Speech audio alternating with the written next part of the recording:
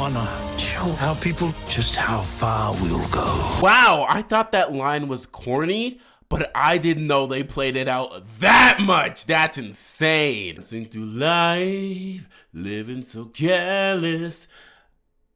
Sorry about that. I actually wanted to reminisce about a good musical I watched a couple days ago, not Moana 2. Good lord, Moana 2 is unreasonably boring. Not only does it disrespect your time by doing like 30 to 40 minutes of setup, nothing but setting up for Moana to go on the ocean and find these new people, but when she's actually on the ocean, it's not really impactful whatsoever. And the last leg of the movie, the last 30, I believe, minutes, is just this long fight that doesn't really matter. This movie is structured so poorly that I can't even call it a real movie. It's like a Disney show that got extended to a movie, and it really does show that. Moana gets accompanied by 3 other people, and it's such like a Disney show thing to do, to where your main character can't stand on its own, so you throw in 3 random characters because it's a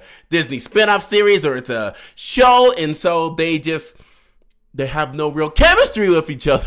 They are so tacked on and obnoxious that I'd honestly prefer just them setting up the movie and never doing anything. Like, I'm so sick of these characters, dude. There's also a fake out death scene, which doesn't really matter because it's a death scene for one of the most important characters in Moana, and Disney just wouldn't let that happen because how are you gonna sell like princess toys? Like, come on now. If they actually had a captivating moment to where a main character dies, I think that would be honestly not even enough to save this movie. The animation is solid, but what animation isn't nowadays? Like, you have these big companies. There's a standard now to where the animation should look at least decent, and that's what Moana does. It looks decent.